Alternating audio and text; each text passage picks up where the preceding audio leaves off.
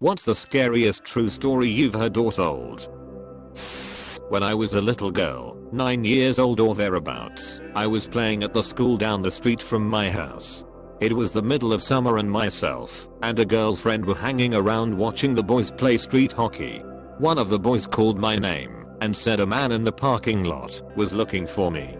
The parking lot was mostly obscured by the building, but I could see an old 70s style van that hadn't been there earlier. I was walking over to the van when the mother of one of the other kids showed up looking for her son and asked me what I was doing. When I told her someone in the van was looking for me, she took my hand and started to walk with me, and the van pulled out and sped away. Friend's mom walked me home, and I wasn't allowed out of my yard without my parents for the rest of the summer. I was so upset and didn't understand why I was being punished. It was only years later that I understood that I was likely being targeted by some opportunistic scumbag for who knows what. Thanks Mrs. Gibson, wherever you are. I'm a crime writer and once interviewed a woman who told me an unrelated horror story about something that happened to her as a girl. When she was like 10, she had trouble sleeping and imagined the boogeyman was living in her closet, staring at her during the night. Every night she would come down and tell her parents, and every night her father would tell her the boogeyman didn't exist and she should go back to bed. Well, this happened for several nights and the father got tired of it. So that night he walked her back to her bedroom, turned on the light, and said, "I'll show you there's no boogeyman," and went to open the closet door. But something on the other side held it shut. He sent his daughter out of the room and forced the door open to find that a man was inside. He'd been sneaking into their house every night to stand in the girl's closet and watch her and maybe more. He beat the ever-loving speep out of the man and the man went to prison. When I interviewed this woman I looked him up online. He'd recently gotten out on parole and had skipped out on his weekly checks. There was a warrant out for his arrest and nobody knew where he was anymore. Undefined. One day as a kid I was exploring the forests near our house with my cousin. The forest was on a hill, but there were several craters there because of bombs that were dropped there during the World War's Germany. One day we saw a backpack at the bottom of one. We tried to climb down, but it was kinda steep and slippery, so we didn't want to risk falling. We planned on returning later with a rope and went home. The next day news story was that there was a backpack found with the remains of a girl in that forest. A guy walking his dog found it after the dog wouldn't stop barking and going crazy at the edge of the crater while staring at the backpack. We stopped exploring the forests after. Undefined. I think the story of Tina Fey getting the scare on her face is super peeped up. She was a kid just sitting and playing in her front yard when a random guy pulled up, got out of his car, and slashed her face for no reason with a razor. WTF.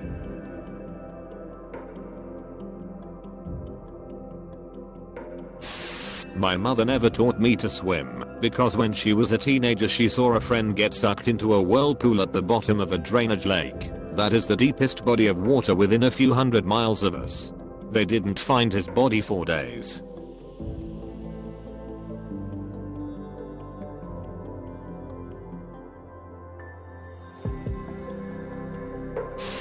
Well, there's that story about a woman who was found pushing her baby had been dead on a swing for 2 days.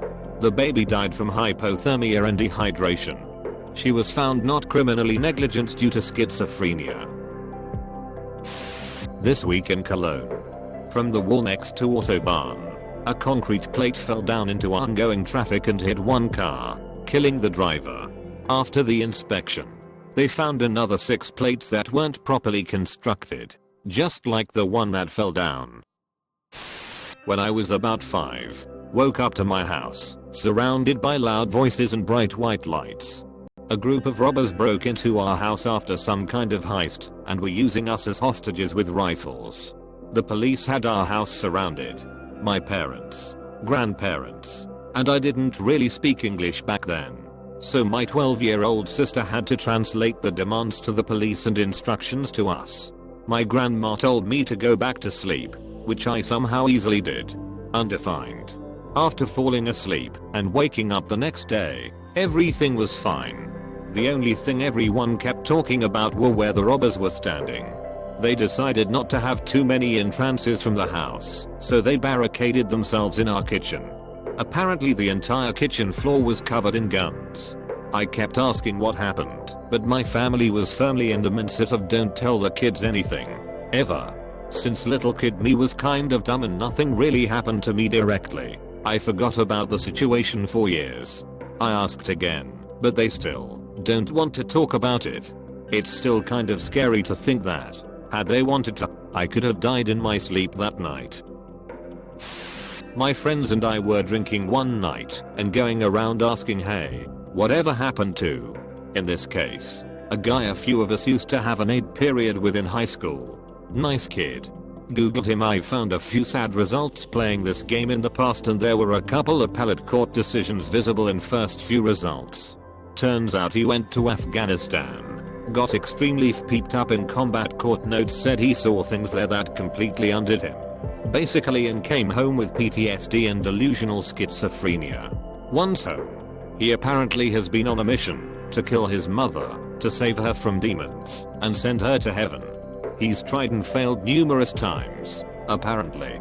It's not just that ad plot though. It's all the surround. We looked up his social media accounts then, and it's just threads and threads of manic rambling about demons. It was sad to find this, and not the only time I found a former classmate lost his/her mind, unfortunately. But also terrifying to think you could be normal, then through one set of circumstances or another, become completely insane within a few years. One of my dad's friend's wife was murdered by some crazy dude walking down the street.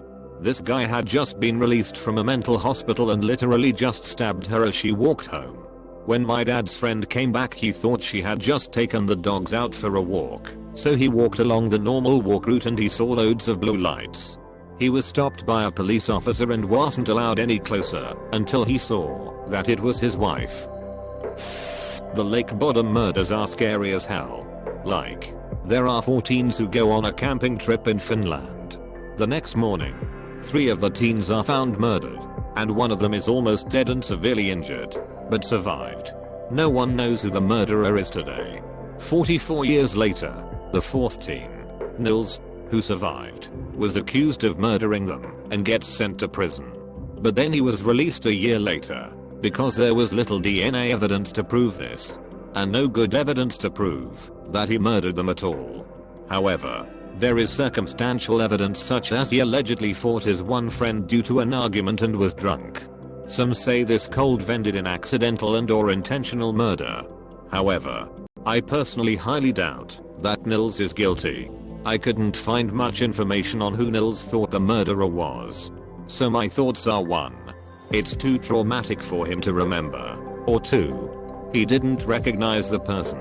Some other key suspects include the manager of the camp, who was known for being quite hostile, an ice cream vendor who admitted to the crime on his death, and a man who lived only a short distance from the camp who claimed to be in Germany during that time. However, there is much doubt for his claim. There was a sketch released of the alleged murderer, who seems to be an unsettling picture of an older man. And you can find a photo of the man, who looks like the guy in the sketch, attending a police speech. When I was young, I saw a documentary about a guy who got flesh-eating bacteria in his nasal cavity. It ate his face, and he's still alive.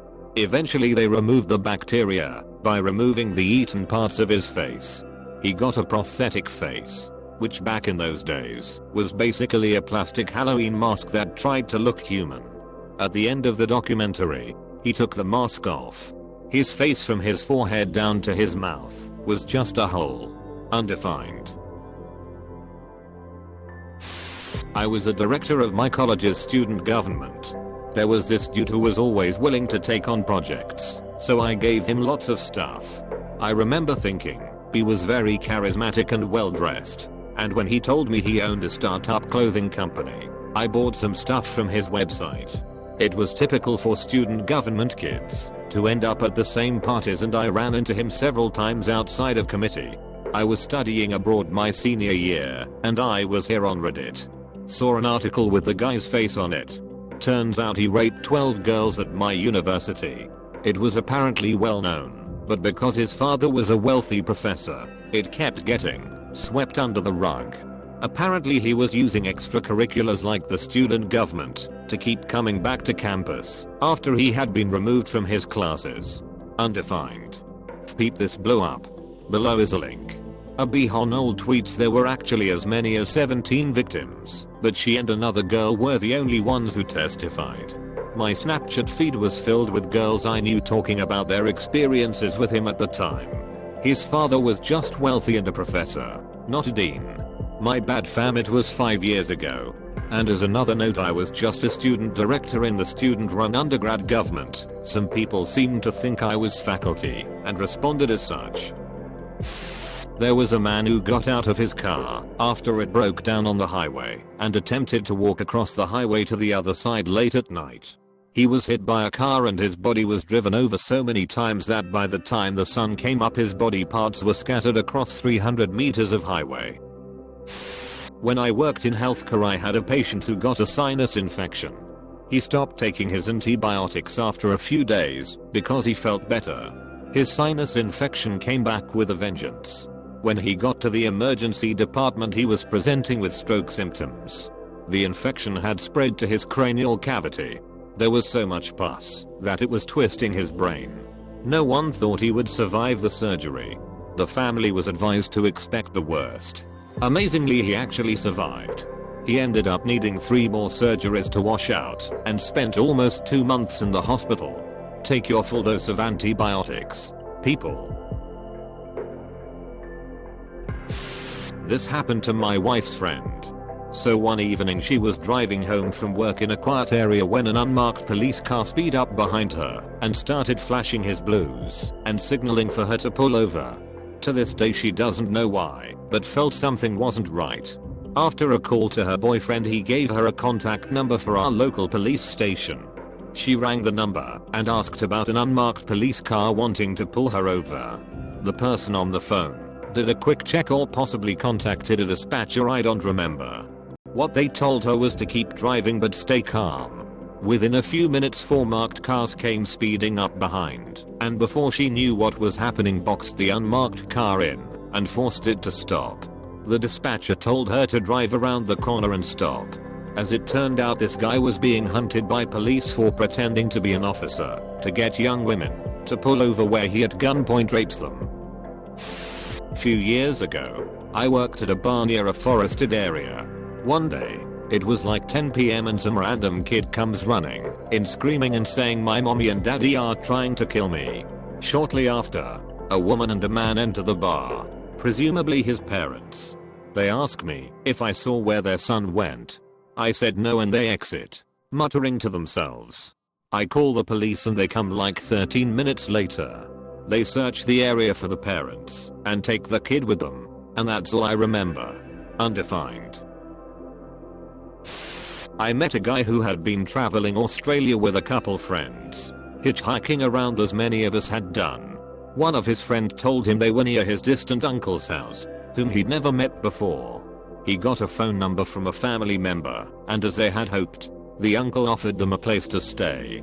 He picked them up in town and drove them out to his rural property way out in the bush. They said he seemed like a pretty normal guy, friendly and cheery. When it was time to set up a place to sleep, the uncle took them to a closet that was totally full of sleeping bags and bedrolls. They didn't think much of it at the time and all grabbed a kid and set up on the living room floor. They stayed a couple days and nothing out of the ordinary happened. And afterwards the uncle drove them to the bus station and they continued on their way. About a year later, that man was arrested and charged with several counts of murder. He was the man who was picking up young hitchhiking backpackers and slaughtering them. The guy who told me this story was 100% certain he had slept in the sleeping bag of one of his victims. Short story. My wife is from Enterprise. And I guess a kid in her school got beheaded on his way home. Was literally found with his head cut off on the side of the street, and to this day no one knows who did it or how it happened. Absolutely gives me chills. I'm not sure I remember all the details correctly, but anyway, A guy was cleaning a giant cooking tank at a tuna factory. It was so big that he had to climb all the way in. Someone else didn't check, and protocol was broken along the way somewhere. Second guy locked the barrel and turned it on, cooking the guy inside alive. I was in the drunk tank with a guy who beat another man to death. The guy didn't die immediately, was in intensive care for 3 days, then died in the hospital. The man who killed him told me specific details about it, and on the third day when the guy and Ike died, the coast came in the cell and put him in isolation across the hall. They left him in general pop until the guy actually died, and once he was officially charged with capital murder, then they took him out of our cell. I was 17 at the time. Never forget being scared to fall asleep right next to this dude.